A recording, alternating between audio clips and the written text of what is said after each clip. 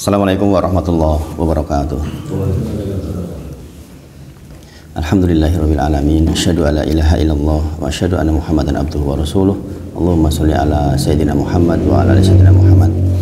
Kita bersyukur kepada Allah atas nikmat kesempatan dan nikmat taufik sehingga kita bisa kembali bertemu di dalam majelis yang mudah-mudahan dirahmati oleh Allah Subhanahu wa taala. Terakhir kemarin kita membahas tentang babul niat sama sedikit tahsin surah Al-Fatihah. Diingat lagi untuk yang tahsin Al-Fatihahnya, nanti metode belajar kita awal kita mengingat tahsin, kemudian kita belajar intinya, kemudian terakhir nanti tahsin lagi. Jadi kita nambah 1 ayat 2 ayat lah, mudah-mudahan bisa untuk pegangan kita. Kemarin untuk Bismillahirrahmanirrahim, masih ingat hukum-hukum yang ada di dalamnya? Sin, ada hukum apa di sin? Sofir sama hamas. Sofir artinya apa? Ada desis seperti desis ular. Hamas mengalir, ya mengalir, gitu. Jadi bis gitu. Jadi kita mengalir, gitu. Ada suara mendesis dan ada mengalir. Bismillah, kemudian millah lafzul jalalah, lam di situ lanya ada hukum apa kemarin? Tipis atau tarkik, dalam bahasa tajwid namanya tarkik, dibaca tipis. Kenapa dibaca tipis? Karena ada kasroh. Karena didahului dengan kasroh. Bismillah, bismillah, ada tasdid berarti ditekan gih. Bismillah, kemudian di atas tasdid berdiri atau tidur? Berdiri, berarti ada hukum apa? Mad tabi'i atau mad asli, mad tabi'i, yaitu dibaca 1 ayun atau 2 harokat, ya kan? 1 ayun kalau metode umi, 2 harokat kalau metode ikro yang banyak dipakai, ya kan? Jadi kan beda tuh, ada bismi kan satu-satu itu, bismillah kan beda tuh, bismillah dengan kalau 1 ketukan kan bismi, betul 2 ketukan gitu loh maksudnya. Bismillah berarti kan 2 ketukan. Makanya kalau di metode umi itu pakai ayun lebih mudah sebenarnya, karena ayun itu menunjukkan 2 titik, ya kan? Bismillah gitu kan. Nah itu berarti hukumnya ada hukum tarkik tipis dan ada mad tabi'i, yaitu dibaca 2 harokat. Kemudian bismillahirrahmanirrahim, di situ ada alif lam apa namanya kemarin? Alif lam yang nggak dibaca, alif lam samsiyah. Cara bacanya langsung masuk ke ro, makanya dinamakan sebagai idgham. Jadi kan dulu pernah belajar atau idgham itu artinya dimasukkan dalam bahasa Arab itu. Dimasukkan, yaitu dimasukkan ke ro. Jadi alif lamnya nggak dibaca, langsung dimasukkan ke ro. Lebih enak belajar begini daripada jangan ngapal idgham adalah gitu. Lebih susah nggak? Kalau kayak gini lebih mudah nggak? Idgham artinya dimasukkan, langsung praktek, ya kan? Langsung praktek. Bismillahirrahmanirrahim, yaitu alif lamnya nggak kebaca di situ, karena di situ ada idgham syamsiyah, dimasukkan langsung ke huruf syamsiyahnya, yaitu huruf ro. Jadi di sini ada hukum bismillahirrahmanirrahim, itu ada hukum alif lam samsiyah, ya kan? Berarti alif lamnya nggak dibaca, tandanya gampang, nggak ada sukunnya, ya kan? Alif lamnya nggak ada sukunnya. Kemudian bismillahirrahmanirrahim, jangan lupa ro-nya dibaca apa? Tafkhim, tebal. Kalau la tadi kan tipis, ini dibaca tebal. Setiap huruf ro dengan harokat di atas beri dhamma dan fathah dibaca tebal, bukan bukan tapi ro, ya. Bismillahirrahmanirrahim, ya. Kemudian juga jangan lupa ditekan, diberi tasdid. Kemudian ha ada hukum apa? Hamas, yaitu mengalir. Ar-Rahman, di sini kan ada aliran udara. Ya. Bismillahirrahmanirrahim, ada hukum apa? Mad tabi'i lagi kayak tadi, ya kan? Yaitu ada fathah berdiri. Fathah berdiri sama dengan fathah tidur ketemu alif. Ya kan? Fathah berdiri artinya seperti fathah tidur ketemu alif. Fathah tidur ketemu alif juga mad tabi'i. Baca satu ayun. Seperti kasroh ketemu ya sukun atau dhamma ketemu waw sukun. Ya kan? Jadi asalnya hukum itu dari mad asli itu, yaitu alif atau apa fathah ketemu alif atau kasroh ketemu ya sukun atau dhammah ketemu waw sukun. Itu asalnya begitu. Oke. Bismillahirrahmanirrahim berarti ada alif lam samsiah karena alif lam ketemu huruf samsiah atau idgham samsiah dimasukkan ke ra. Bismillahirrahmanirrahim. Ha jangan ha, jangan kha. Ya, jangan lupa ya. Kalau bismillahirrahmanirrahim, him kalau ar-rahim artinya apa? Maha pengasih, maha penyayang. Ar-rahim. Kalau ar-rahim masih ingat artinya apa kemarin? Yang menurunkan hujan rintik-rintik. Jauh banget kan? Kalau ar-rahim apa artinya kemarin? Yang indah suaranya. Itu jadi makanya kesalahan di sini termasuk kesalahan besar, kesalahan jali. Lahan jali yang tidak boleh, Ini jadi problem di masyarakat memang karena kenyataannya di masyarakat masih banyak yang seperti itu. Bismillahirrahmanirrahim. Him ada rumah kak. Kasroh ketemu ya tadi hukumnya apa? Mad asli. Kemudian ketemu mim huruf hijaiyah disukun berarti aslinya kan bismillahirrahmanirrahimi. Jadi bismillahirrahmanirrahim diwaqaf maksudnya, mohon maaf. Diwaqaf tahu artinya nggih? Diwaqaf artinya dihentikan. Kalau dihentikan berarti yang berharokat jadi sukun. Dimatikan maksudnya. Ya. Bismillahirrahmanirrahim. Karena ada mad tabi'i bertemu dengan huruf hijaiyah yang disukun, maka hukumnya tidak lagi mad tabi'i tapi mad arid lisukun. Mad arid lisukun boleh dibaca 2, 4 atau 6 harokat. Biasanya dibaca 6 harokat biasanya, karena untuk memperindah bacaan. Bismillahirrahmanirrahim. Kalau misalnya tarawih memang kadang-kadang ya pendek. Bismillahirrahmanirrahim. Alhamdulillahi rabbil alamin. Kalau tarawih kan gitu biasanya. Jadi kita membaca itu menyesuaikan kondisi. Tapi kalau misalnya cuma sholat isya, maghrib, ya dipanjangin lebih baik karena itu memperindah bacaan. Bismillahirrahmanirrahim. Itu nggak apa-apa. Karena itu justru memperindah bacaan. Meskipun bisa jadi di belakang dia mengatakan, oh gayamun leh maco. Itu urusan hati. Itu urusan hati. Saya baru dapat pelajaran tentang riya, subhanallah. Kita pernah belajar tentang riya, tentang ciri-ciri riya. Itu tidak berlaku untuk orang lain. Ingat-ingat kita belajar riya, belajar ikhlas itu tidak untuk menghukumi orang lain ya. Sama sekali ini nggak ada hubungannya dengan orang lain. Itu belajar riya, belajar ikhlas itu hanya menghukumi diri sendiri. Makanya dulu saya katakan kan, riya dan ikhlas itu nggak bisa untuk mengukur seseorang, nggak bisa. Pilih dia saja sebagai presiden, dia ikhlas loh, nggak bisa. Pilih dia aja orangnya, dia nggak riya loh, nggak bisa. Ini saya karena ingat, jadi ingat kita kemarin belajar tentang ikhlas yang menjadi syarat dari la ilaha illallah kita tidak untuk menilai orang lain, nggak bisa. Karena yang tahu cuma dia dengan Allah saja. Gitu. Dia riya atau ya urusan dia ikhlas tidak urusan dia. Bahwa ada ciri-cirinya iya. Tapi itu untuk diri sendiri, bukan untuk orang lain, bukan untuk menghukumi orang lain. Ini penting banget ini. Ini penting banget nih. Ingat kalau belajar hal seperti ini tidak untuk menghukumi orang lain. Subhanallah. Ujian gitu, masya Allah. Gitu. Nah orang yang mendengar langsung jawab, dengan Gusti Allah Pak. Kok iso ngerti atine wong? Digituin katanya. Subhanallah. Nah. Jadi kemarin ayat 1 berarti udah clear insya Allah jangan baca sudah mantap. Bismillahirrahmanirrahim. Coba Pak Supri kemarin jangan lamnya sudah tipis belum? Bismillahirrahmanirrahim. Jadi jenengan meletakkan jangan di sini Pak. Jenengan usahakan benar-benar keluar. Jangan Bismillahirrahmanirrahim. Tapi Bismillahirrahmanirrahim.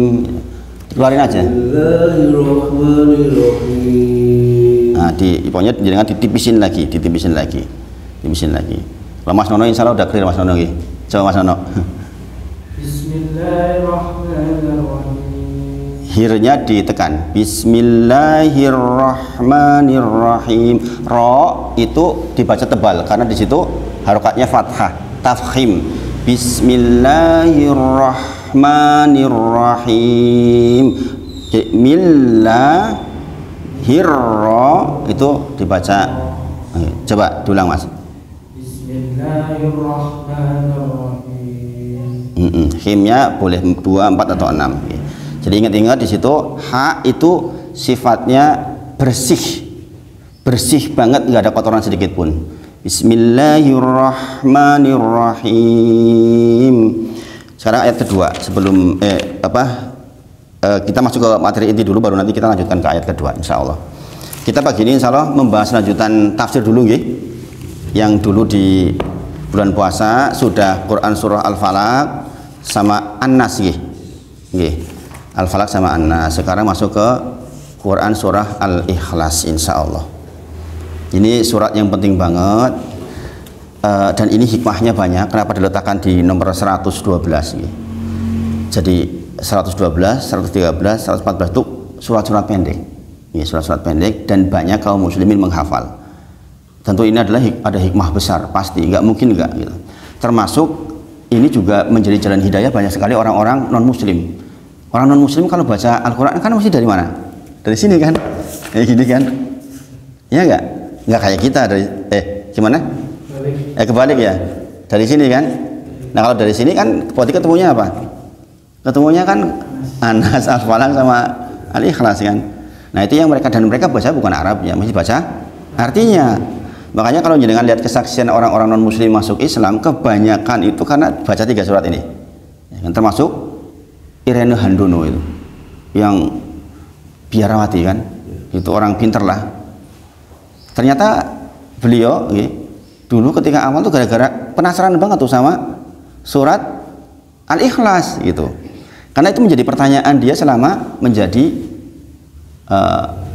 biarawati tentang masalah konsep ketuhanan itu. Nah maka surah Al-Ikhlas ini surah yang Masya Allah dinamakan Al-Ikhlas karena nggak bicara apa-apa kecuali persoalan Allah saja gitu. Makanya namanya Al-Ikhlas, nggak membicarakan yang lain. Ikhlas, benar-benar bersih, hanya membicarakan Allah saja.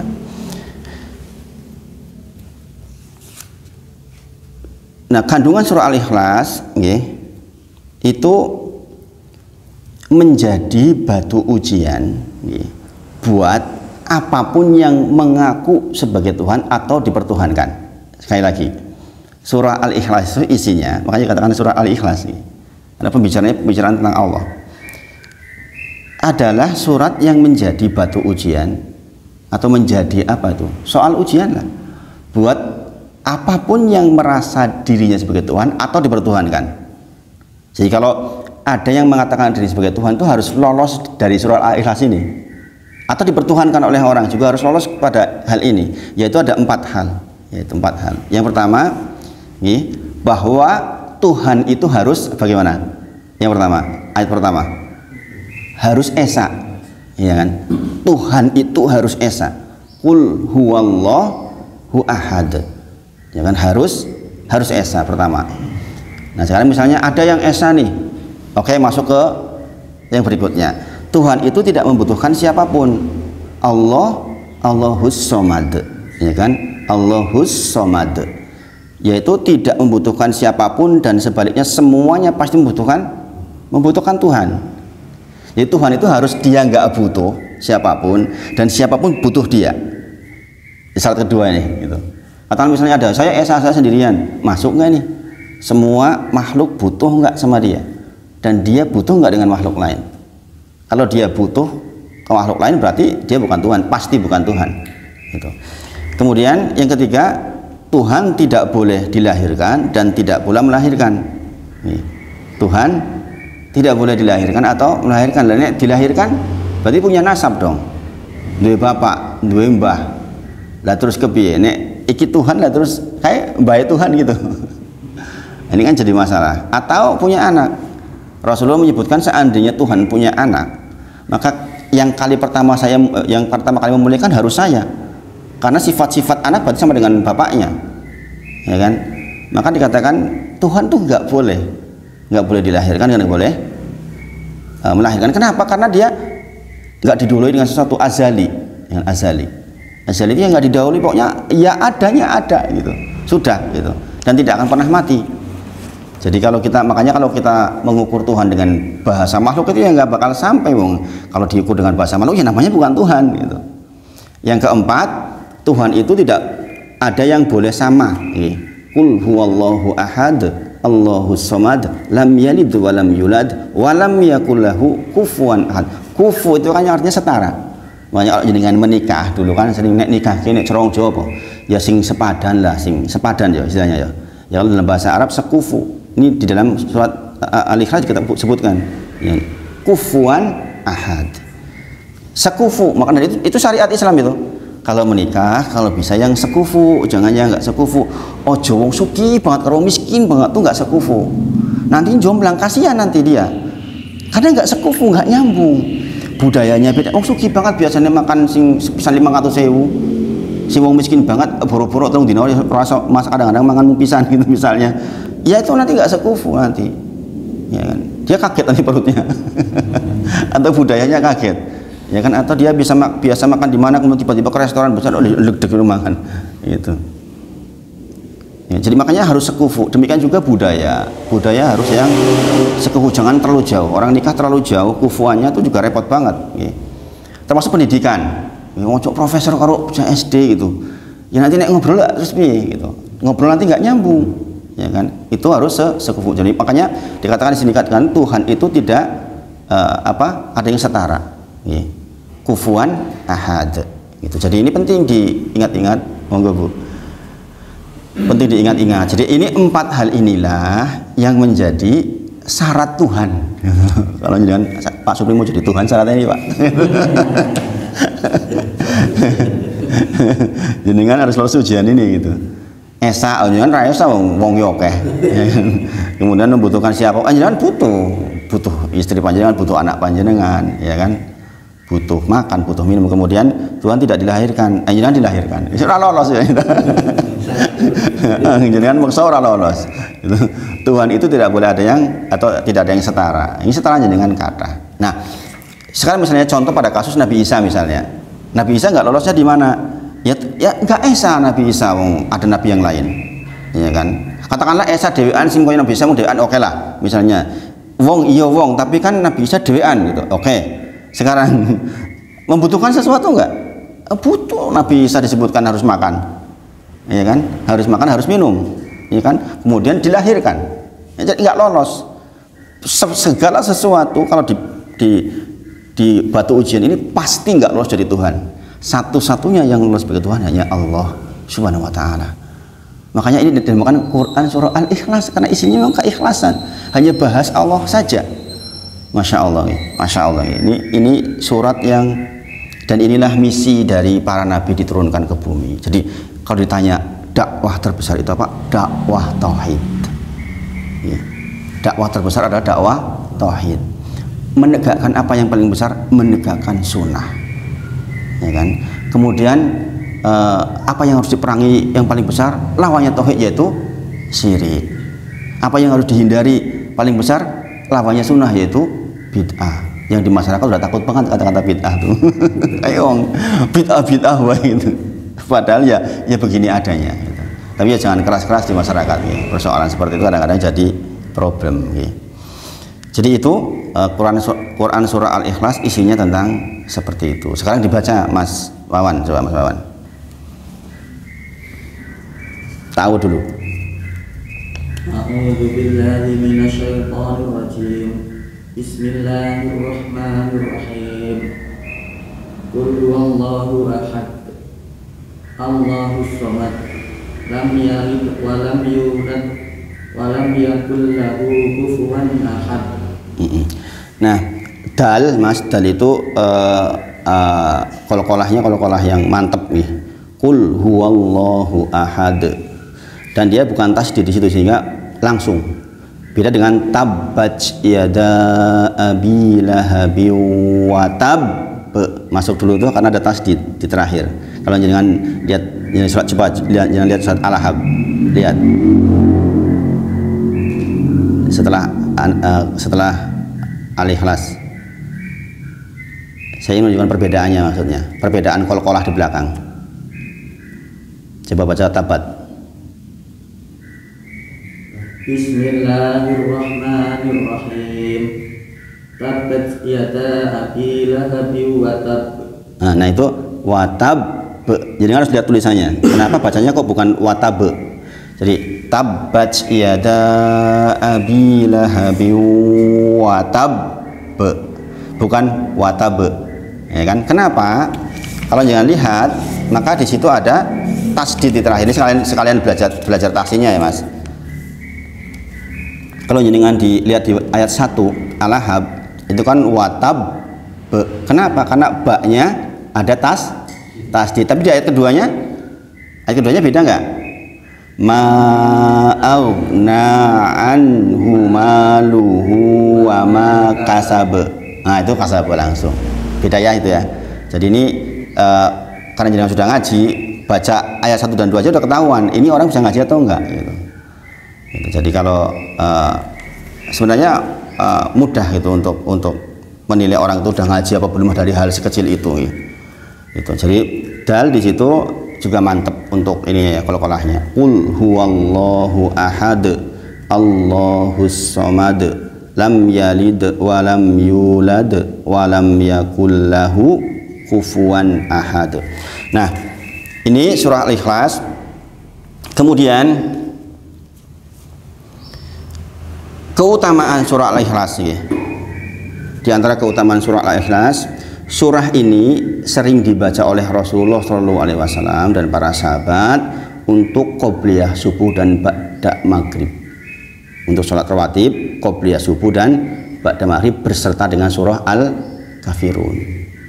Jadi kalau jangan sering mendengar orang baca kulhu sama Al-Kafirun maghrib, sebenarnya ba'da maghribnya yang sering Rasulullah baca. Jadi qobliyah subuh dan ba'da maghrib itu Rasulullah sering membaca Quran surah Al-Ikhlas dan Al-Kafirun itu. Kemudian keutamaan surah Al-Ikhlas, salah satu keutamaan surah Al-Ikhlas adalah surah ini seperti sepertiganya Al-Quran, sepertiganya Al-Quran. Nah, keutamaan ini disebutkan di dalam sebuah hadis ketika Rasul menyampaikan dari Sa'id Al-Khudri, an Sa'id Al-Khudri, bahwa ada orang mendengar seseorang membaca Qul huwallahu ahad, an Abi Sa'id Al-Khudri, sami'a rajulan yaqra'u Qul huwallahu ahad, dan diulang-ulang. Maka pada esok harinya ia mendatangi Rasulullah SAW dan melaporkannya, seakan-akan ia menganggap remeh. Kayak lagi orang datang ke Rasulullah menganggap remeh. Allahumma mocok Qul huwallahu ahad gitu. Nah, maka kemudian Rasulullah menyampaikan, maka Rasulullah bersabda, faqala Rasulullah SAW walladzi nafsi biyadihi. Ini kalau di awal dengan kalimat ini berarti penting yang disampaikan, demi zat yang jiwaku ada di tangannya, berarti penting banget tuh. Rasulullah sampai menyebutkan, walladzi nafsi biyadi innaha la ta'dilu thuluthul Quran, kata Rasulullah. Sungguh ia sebanding dengan sepertiganya Al-Quran. Rasulullah yang menyebutkan, Masya Allah. Masya Allah. Ada orang baca berulang-ulang Qul huwallahu terus kemudian diremehkan sama orang, ditanyakan ke Rasulullah seolah-olah meremehkan. Maka Rasulullah menyebutkan, sungguh demi jiwaku yang ada di tangannya, maka sesungguhnya dia fa innaha iya itu, maksudnya iya surah Qul itu adalah sulusul Quran, seperti dengan sepertiga Quran, bayangin. Nah ini keutamaan yang pertama, ini istimewa sekali. Surat ini surat yang istimewa sekali. Nanti saya sebutkan mengapa disebut sepertiga Quran. Keistimewaan ini juga diungkapkan di dalam hadis yang lain, hadis yang semisal menyebutkan keutamaan dari surah Al-Ikhlas bahwa tidak sepertiga Al-Quran adalah ketika dari Abi Sa'id, ia berkata, Rasulullah SAW berkata kepada para sahabatnya, nah, perkataannya begini nih,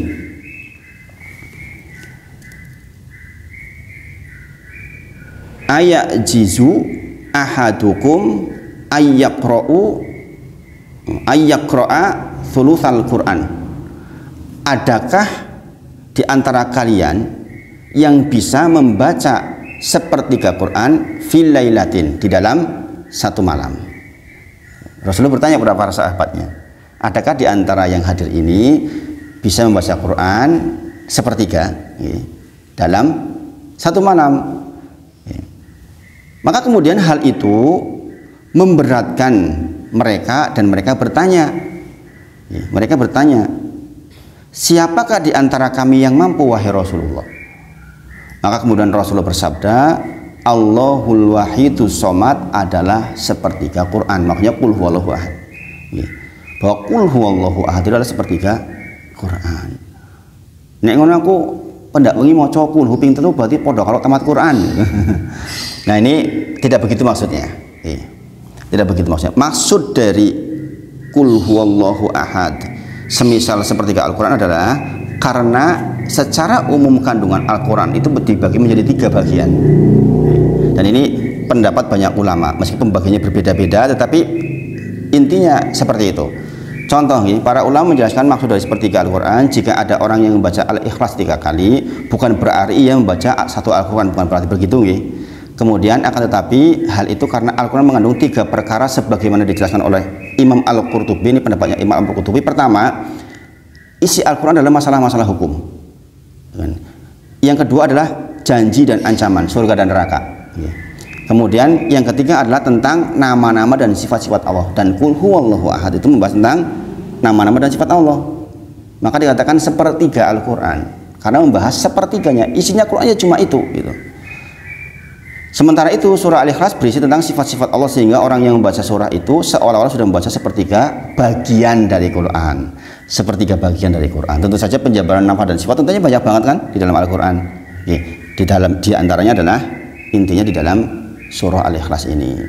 Sebagian ulama yang lain sedikit berbeda dalam menafsirkan 3 kandungan Al-Quran. Ini berbeda pendapat tapi mirip-mirip. Mereka mengatakan 3 kandungan Al-Quran tersebut adalah yang pertama masalah-masalah hukum, yang kedua tentang khobar atau kisah, ketiga tentang akidah dan tauhid. Nah, yang namanya Al-Ikhlas itu akidah dan tauhid, maka tetap dihitung sepertiga Al-Quran. Jadi seperti itu, maksudnya bukan membaca qulhu 3 kali berarti membaca satu Al-Quran penuh, tapi membaca sepertiga bagian kali 3. Jadi seolah-olah sudah membaca satu Al-Quran di dalam hal masalah kandungannya maksudnya. Jadi yang dimaksud dengan surah Al-Ikhlas senilai dengan sepertiga Al-Quran adalah dari sisi kandungannya. Hal itu bukan berarti orang yang membaca Al-Ikhlas sebanyak 3 kali ia telah membaca Al-Quran seluruhnya, bukan. Jadi kalau ada seseorang yang ketika sholat membaca surah Al-Ikhlas sebanyak 3 kali tanpa membaca surah Al-Fatihah, sholatnya tentu tetap tidak sah. Jadi bukan berarti nanti menggantikan, kan rusak kan nih Al-Ikhlas itu. Berarti rasa mau Al-Fatihah tetap buatan sah. La sholata liman lam yaqra bi Fatihatil kitab. Tidak ada sholat bagi orang yang tidak membaca surah Al-Fatihah. Saya lagi jadi jangan sampai salah pengertian. Ini kalau orang liberal kayak gitu. Orang liberal nanti, lah kan Rasulullah sini kondo kuwi. Ya kan mau coping telu wis karo padha karo sa Al-Qur'an, ora sa Al-Fatihah. Mau coping telu wae salat Allahu Akbar, Al-Ikhlas 3 kali. Wis terkandung Al-Fatihah di dalamnya. Nah, ini keliru. Kadang-kadang begitu, kadang-kadang orang-orang liberal itu pakai logika-logika begitu, yang kalau masyarakatnya nggak belajar jadi, bener gue, nah itu repot itu, udah kena subhat tadi muter-muter tuh kepalanya, pusing nanti.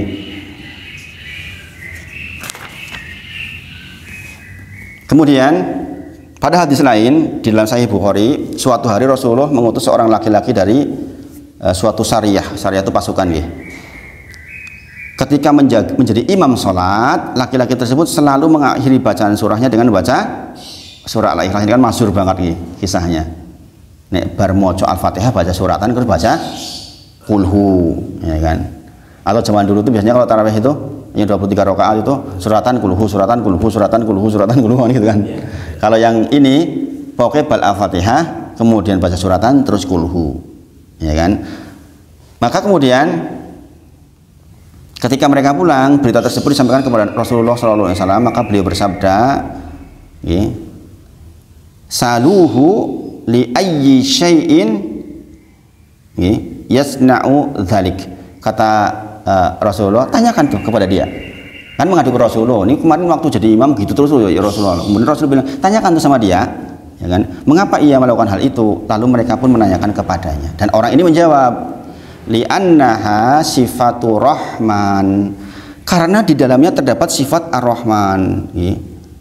Fa anna uhibbu, dan saya itu senang banget, cinta. Uhibbu itu berarti cinta banget tuh, membacanya. Mendengar hal itu, Rasulullah bersabda, beritahukanlah kepada dia bahwa Allah Ta'ala juga mencintainya. Ini dahsyat banget tuh, nangis tuh kalau jangan digituin tuh. Bayangin, kabarkan kepada Mas Wawan Allah cinta sama panjenengan Mas Wawan, nangis tuh, wis cukup urip wis rampung itu, mendingan mati saiki bae. Kalau tiba-tiba saya dengar begitu, pernyataan ya Allah, dengan sudah diri itu, ya Allah cinta dengan mati saya kira dari bersih salah meneh. Makanya para ulama itu menyebutkan, andai ada kabar satu saja sujud saya diterima, maka saya minta mati waktu itu. Kenapa? Khawatir setelahnya. Kalau kita tahu ada satu saja loh, sujud kita diterima oleh Allah, benar-benar diterima, kita tahu, insya Allah kita mati itu udah tentrem. Bayangin segitunya para ulama itu. Ini kabarnya begini, katakan kepada dia, sungguh Allah juga mencintainya karena dia cinta kepada surah Al-Ikhlas. Jadi nggak main-main Pak surah Al-Ikhlas itu. Pendek tapi masya Allah, masya Allah. Jadi sekali lagi beritahukan kepadanya bahwa Allah Ta'ala juga mencintainya. Saya kalau baca yang ayat begini saya nangis sendiri. Dan ini kisah seperti ini banyak. Ketika Musa berbicara sama Robnya, ya kan, ketika Ibrahim, itu banyak banget kisah dalam Al-Quran yang membuat hati kita tuh tergetar. Makanya kita sudah belajar tafsir sedikit-sedikit begini, cintai Al-Quran. Pokoknya tiap-tiap hari itu kita tuh konsumsinya Al-Quran aja, banyak banget yang digali loh. Pokoknya jangan sampai terjebak dengan HP, jangan tontonan, subhanallah. Apalagi sekarang lagi musim yang saya juga senang badminton. Istri saya ngingetin, hayo. Saya akhirnya kadang-kadang cuma nonton kesimpulannya, ujung-ujungnya gitu. Asalnya saya suka banget, karena dulu saya juga suka main badminton juga gitu. Tapi ya itu, ketika kita terjebak seperti itu nanti habis waktunya, sayang banget ya. Kemudian di dalam hadis lain dari Anas bin Malik, beliau berkata, seseorang sahabat dari Ansor mengimami saat mereka di Masjid Quba. Ini kasusnya dibalik. Jadi kalau tadi kan Al-Fatihah, kemudian suratan, kemudian kulhu. Kalau ini Al-Fatihah, kulhu, suratan. Itu juga dibolehkan. Itu juga dibolehkan. Jadi kalau jadi mau praktek seperti itu nggak apa-apa. Gitu. Mas Awan ngimami misalnya habis ad-duha, kulhu misalnya, itu boleh. Itu dalam satu rakaat. Dalam satu rakaat. Ini semuanya ini dua hadis ini dalam satu rakaat. Kalau yang tarawih tadi kan beda rakaat, ya kan? Itu modifikasi. Ya nggak keliru juga, nggak keliru. Tapi yang dimaksud dalam hadis ini adalah nyambung. Baik yang Al-Fatihah suratan kulhu atau Al-Fatihah kulhu terus suratan, itu dua-duanya dipraktekkan oleh sahabat. Itu. Nah sekarang kita masuk ke tafsirnya. Ayat pertama, Qul huwallahu ahad, katakanlah Muhammad dialah Allah yang Maha Esa. Nah ini pembahasannya Masya Allah. Kalau jenengan paham satu ini, berarti jenengan sudah paham surah An-Nahl 36. Walaqad ba'asna fi kulli ummatin rasulan an i'budullaha wajtanibut taghut. Sungguh yang namanya setiap satu kaum itu kepada masing-masing kaum dikirim seorang utusan. Apa tugasnya? An i'budullaha wajtanibut taghut. Agar orang-orang menyembah Allah dan menjauhi sesembahan selain Allah. Tugas besar itu cuma itu sebenarnya. Jadi kita tuh muter-muter belajar agama sebenarnya. Kita tuh yang paling penting banget bagaimana kita mentauhidkan Allah dalam segala urusan. Ini penting banget, ini banyak ditinggal. Orang banyak belajar fikih banyak, tapi yang bagian ini kadang-kadang lupa. lupa. Subhanallah. Katakanlah Allah itu esa. Nah, maksudnya esa bagaimana? Para ulama menyebut di dalam kitab ini juga disebutkan maksud esa yaitu esa di dalam rububiyah, esa di dalam rububiyah, esa di dalam uluhiyah, esa di dalam asma wa sifat. Ini jenengo foto kui rububiyah dan lain sebagainya. Itu kadang-kadang di masyarakat ini juga jadi soal gitu. Intinya begini, kan kita sering mengucapkan alhamdulillahi rabbil alamin, segala puji milik Allah Rabb semesta alam. Rabb sering tuh kita kayak gitu ya kan, bahkan itu kita ulang-ulang setiap hari, alhamdulillahi rabbil alamin. Nah, maka qul huwallahu ahad artinya Allah itu esa di dalam rububiyah. Rububiyah itu kata Rabb itu harus esa. Tuhan itu esa di dalam rububiyahnya. Dulu sudah pernah saya bahas. Esa di dalam rububiyah artinya meliputi 5 pengertian. Ada yang mengatakan 3 pengertian, ada yang 4, ada yang. Saya nggak mengambil yang 5 lah, karena ini lebih luas. 1, bahwa Allah itu harus esa di dalam penciptaan, ya kan? Berarti yang menciptakan langit Allah, menciptakan bumi Allah, semua menciptakan itu hanya Allah saja, nggak melibatkan apa-apa. Ini penting banget di pengertian ini, penting banget, karena ada golongan orang yang mengatakan ada yang ikut-ikutan mencipta, ada yang ikut-ikutan mencipta. Allah berfirman di dalam Quran surah Fatir ayat 13, walladzina tad'una min dunihi, dan orang-orang atau apapun yang kau seru selain Allah, walladzina tad'una min dunihi, apapun yang kau seru, yang kau minta, yang kau harapkan selain Allah, ma yamlikuna min kitmir, mereka tidak memiliki walaupun kitmir itu apa tuh? Kulit ari itu loh.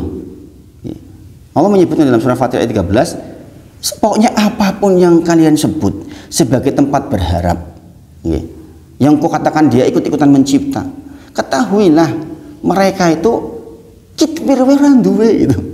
Suruh bikin kitmir aja nggak bisa, mau saintis yang seperti apapun suruh bikin selaput antara biji dan isi kurma itu, yang putih, saput putih itu loh, bisa bikin itu, nggak bisa, sama persis seperti itu, nggak bisa, kata Allah. Mereka nggak memiliki itu. Makanya sering saya katakan kuku kita juga milik Allah, rambut kita milik Allah, ada yang di bagian diri kita aja milik Allah. Gimana kita bilang mau ikut menciptakan? Kalau ada orang pecicilan merasa ikut menciptakan, subhanallah. Ya jadi kukumu kon meneng wae, kukumu rasa dawa iso ora wae. Ora iso. Ya kan? Rambutnya kon meneng wae rasa dawa, enggak bisa, tetap aja panjang. Menunjukkan bahwa benar-benar Allah tuh esa di dalam penciptaan. Yang ngurusi ya Allah itu. Kemudian di dalam kepemilikan, Allah itu esa di dalam kepemilikan. Yang memiliki panjenengan Allah, yang memiliki istri panjenengan Allah, yang memiliki anak panjenengan Allah. Ini pengertian ini tuh meringankan hidup kita banget loh. Kadang-kadang kita mau didik anak susah loh. Jadi kalau kita ingat, ya Allah, dia itu milikmu ya Allah, itu loh. Kita tuh jadi sadar gitu makanya. Lah aku ki sapa? Iya nggak Pak Supri? Ketika mungkin kita berharap sesuatu dengan anak kita, tapi anak kita tidak sesuai dengan ekspektasi kita, jadi kembalikan lagi kepada pemiliknya, ya Allah, anak saya itu ya milikmu. Ini masya Allah, kalau kita tahu ini tuh hati tuh jadi tentram seketika. Kayak saya tadi dibilang ria ini itu misalnya, subhanallah. Nah, itu tuh hatinya dia itu milikmu ya Allah. Tapi demi Allah, saya tuh doain orang insya Allah nggak berat, tapi doain satu orang ini susah banget loh. Rasanya ini kelu Arab dongak ke dia kon apik kok iki kelu. Jujur ini. Tapi saya bilang sama istri saya, ya Bun, ya Allah Bun, aku gitu, emang insya Allah yuk mudah-mudah. Tapi doa emang sisiku udah angel banget itu. Istri saya jawab, masalah itu berulang-ulang terus ya. Kowe maaf terus diulang menit. Itu mungkin yang membuat kamu tuh terus error katanya. Jadi abot banget gitu, subhanallah. Kadang begitu kadang begitu. Tapi ketahuilah kepemilikan punya hatinya dia juga. Sebenarnya kalau kita mau lebih sadar jauh lagi, ya sudahlah, serahkan ke Allah aja. Doain aja, kalau kita mau baik ya doain aja. biar menjadi lebih baik. Ini yaitu tadi, orang kadang-kadang membawa dirinya seperti yang saya bilang ke Amar, Mar, ini kamu pulang belum cukup nih uangnya, bantu ayah ya dengan sujudmu. Sebagaimana Rasulullah ketika diminta oleh sahabat, ya Rasulullah doakan saya masuk surga. Rasul jawabannya apa? Bantu saya dengan banyak sujud. Berarti tetap harus ada yang berlaku. Nek bikin doa, ya yuk roto apik sithik lho, gitu maksudnya itu. Paham nggak? Logika manusia begitunya nggak? Ya saya bukan siapa-siapa, dudu nabi yang kadang-kadang ya rasanya masih tetap kayak disilet-silet rasanya dalam satu waktu. Nek pas pertama itu gitu, bariku ya terus sadar meneh gitu. Amar sering tak gituin, Mar. Orang tua tuh hanya bisa doain, apalagi jauh, nggak bisa ngeliat apa-apa. Bantu ayah dengan doa. Ayah sujud, kamu sujud. Gitu. Masya Allah Mas Denny. Saya itu kemarin waktu hari 3 hari yang lalu, hari Jumat, ya, hari Kamis nih. Tiba-tiba saya dapat WA dari untuk wali Amar Yusuf, mulai bulan Juni besok, saya nggak tahu muhsinin siapa yang berbaik hati. Saya pun nggak tahu orangnya. Sudah tidak perlu bayar SPP lagi, sudah ada yang bayar. Saya nggak tahu. Bisa jadi di antara jenengan, saya nggak tahu. Jadi saya berprasangka baik. Setiap ketemu jamaah saya, jangan-jangan Mas Denny ya, jangan-jangan Menono ya gitu. Gitu. Prasangka baik saya begitu. Saya nggak tahu orangnya siapa. Saya bertanya nggak boleh diberitahu. Saya nanya ke boleh saya tahu. Meskipun Dr. Sopan ditanya begitu. Tapi nggak mau diberitahu. Jadi saya hanya mendoakan. Saya bisa mendoakan umum seluruh jamaah jadinya, atau siapapun. Ya. Masya Allah, Masya Allah.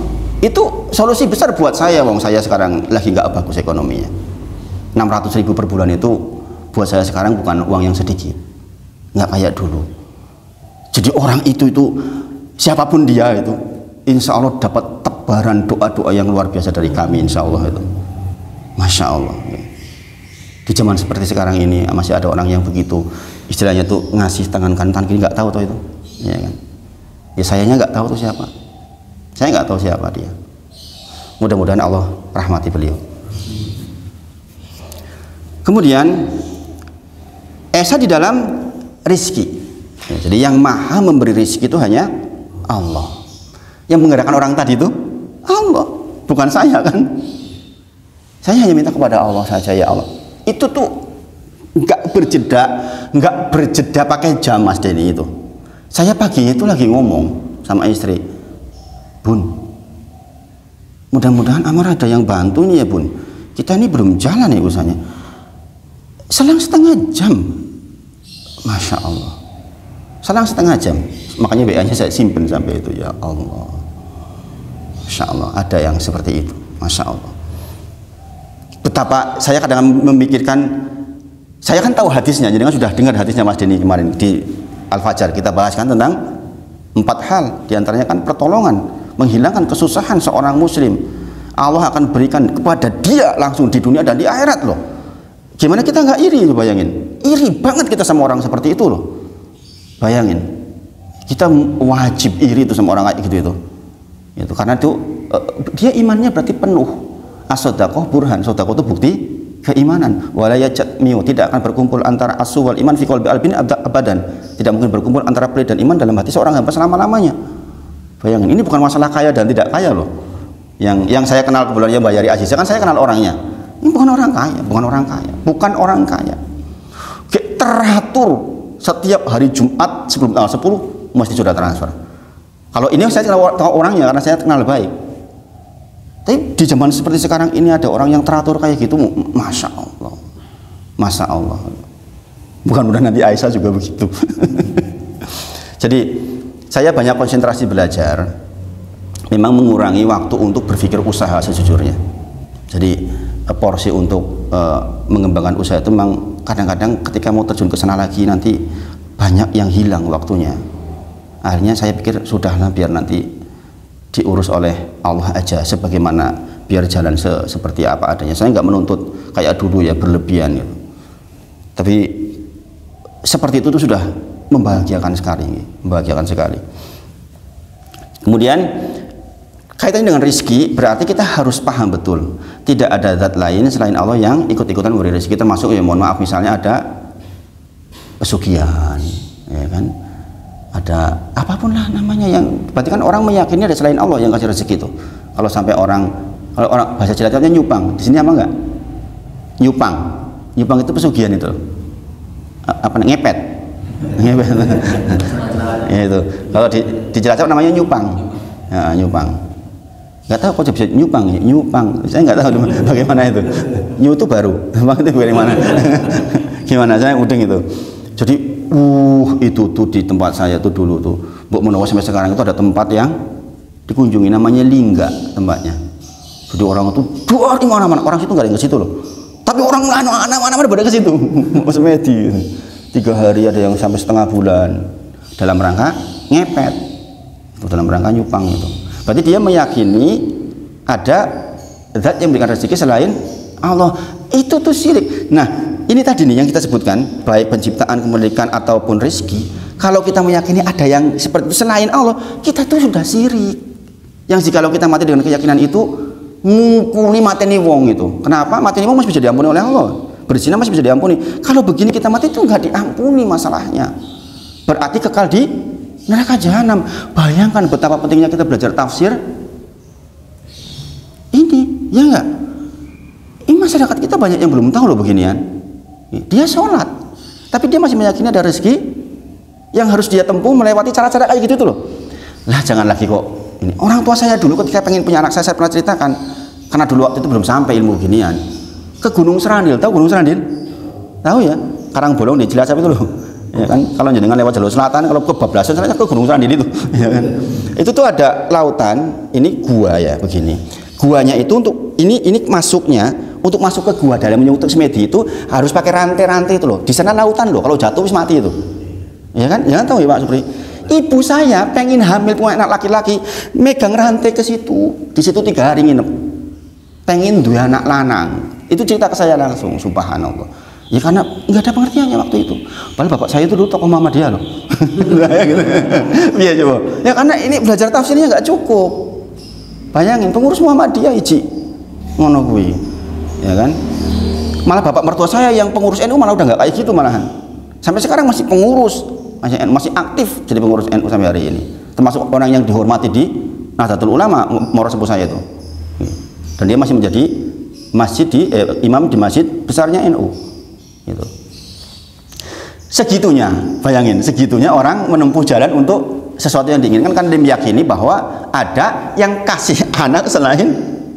Jadi dia bilang ini, Mama bilang, saya itu nggak meyakini tentu saja bahwa yang memberikan itu setan, gentayangan yang ada di situ enggak gitu. Tapi itu wasilah, gitu kan. Saya meyakini dengan itu saja lebih dekat sama Allah. Bayangin tuh. Dulalai pas ngimpi DKI jago loro pulang hamil.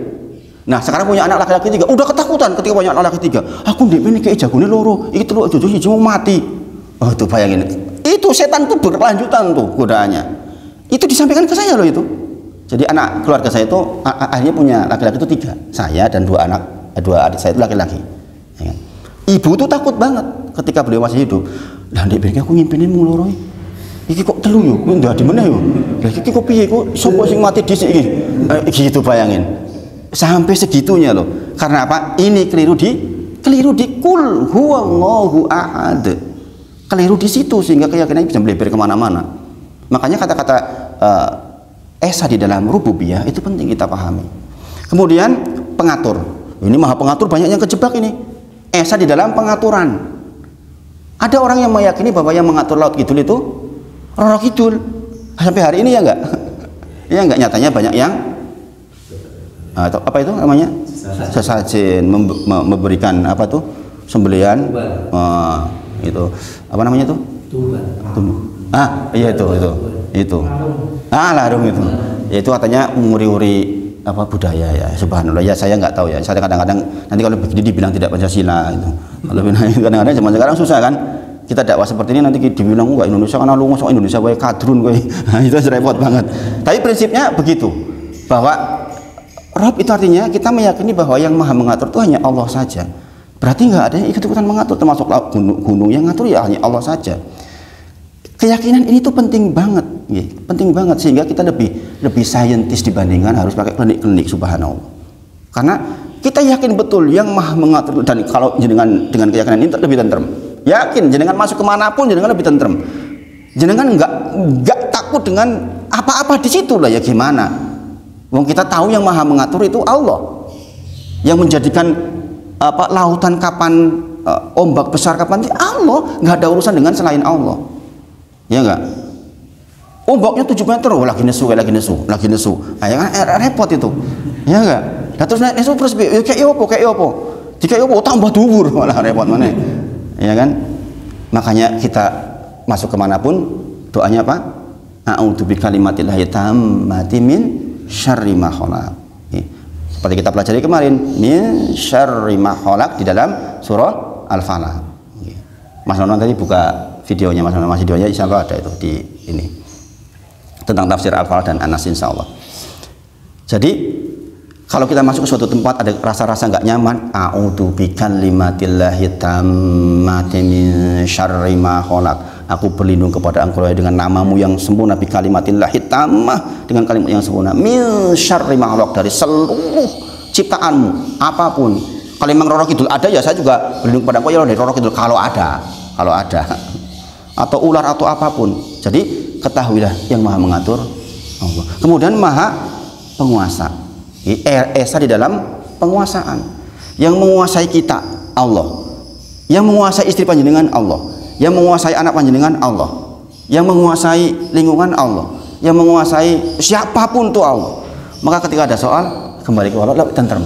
Kayak saya tadi dapat soal kayak tadi, ya Allah yang menguasai dia itu Engkau, saya siapa? Akhirnya tentrem lagi itu, nggak lama-lama sakit hatinya gitu. Nah ini penting, Jam berapa ini? Nah ini mungkin itu dulu, jadi ini masih dalam Qul huwallahu ahad pada bagian esa di dalam rububiyah. Ternyata nggak cukup ini kalau untuk tahsin Al-Fatihah, nanti di pertemuan berikutnya lagi lah. Nah saya kira itu yang disampaikan pagi ini, mudah-mudahan bisa dipahami dan mudah-mudahan bermanfaat insya Allah. Nanti tahsinnya bisa sambil duduk juga apa-apa insya Allah. Wa akhiru da'wana alhamdulillahirabbil alamin. Kita tutup dengan kafaratul majlis. Subhanakallahumma wa bihamdika asyhadu an la ilaha illa anta astaghfiruka wa atubu ilaik. Wa akhiru da'wana alhamdulillahirabbil alamin. Assalamualaikum warahmatullahi wabarakatuh.